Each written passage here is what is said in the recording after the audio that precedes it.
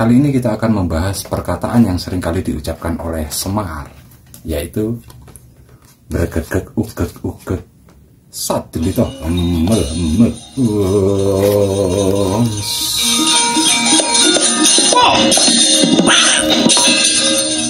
Semar di era Wali Songo itu menjadi seorang penasehat para satria Jawa.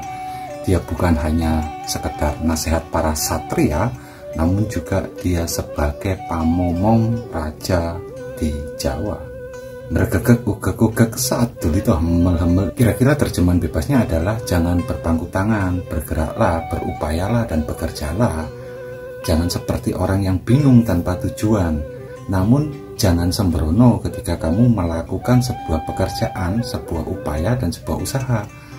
Karena sedikit saja kekotoran batin mencemari langkah-langkahmu, maka rusaklah segala hasil dari segala daya upaya dan kerja kerasmu.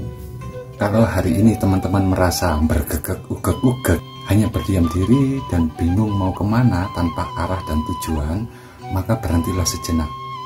Coba tanyakan lagi kepada hatimu, sudahkah aku menjalani hidup ini dengan bersungguh-sungguh? Sudahkah aku mulai bergerak dan berdaya upaya? Karena di dalam budaya Jawa itu hidup bukanlah soal bertahan hidup, tetapi ini tentang laku, proses kehidupan. Hidup harus dijalani dengan penuh kesadaran, penuh tanggung jawab dan ketulusan, agar kita bisa memaknai kehidupan di episode sekarang ini. Maka bergeraklah, berupayalah meskipun sedikit, tapi itu akan memberikan hasil dari jerih upayamu sendiri. Kerja di dalam bahasa Jawa itu adalah nyambut gawe. Nyambut itu meminjam. Gawe ini adalah yang punya acara, yang punya hajat, yang punya gawe.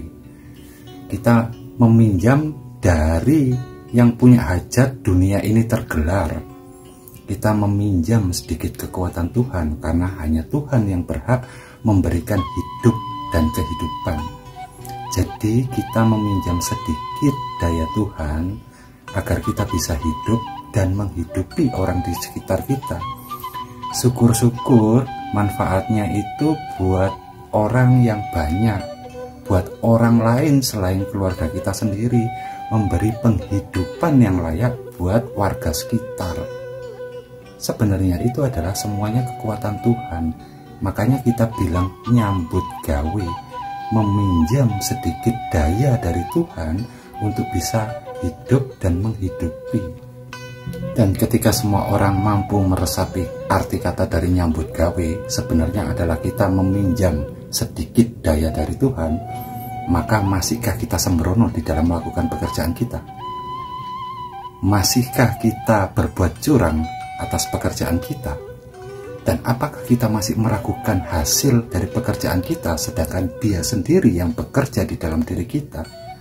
Kita manunggal dan nyawiji di dalam nyambut gawe tersebut. Maka dari itu menurut saya spiritualisme tertinggi adalah bekerja. Karena dengan bekerja yang pertama kita menghidupi diri kita sendiri. Kemudian kita menghidupi keluarga kita. Dan bahkan kita bisa memberi penghidupan kepada orang lain.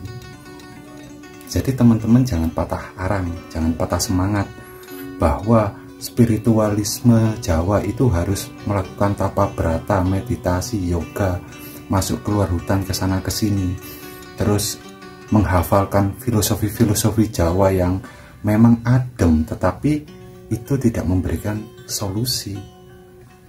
Spiritualisme tertinggi itu adalah bekerja, karena dengan bekerja kehidupan ini berjalan sebagaimana mestinya.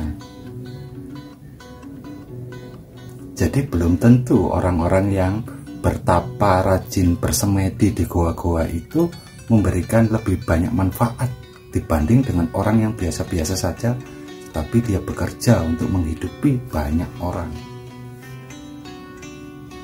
Jadi berjanjilah untuk sekarang kita mulai bergerak, menghubungkan lagi koneksi-koneksi kita, berdaya upaya lagi, lakukan langkah sekecil apapun, yang penting melangkah dulu.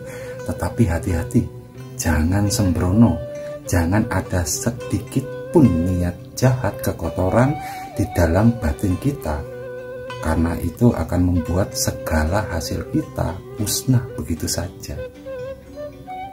Begitulah kira-kira nasihat dari Semar. Bergegek ugek-ugek sadulito hamel-hamel.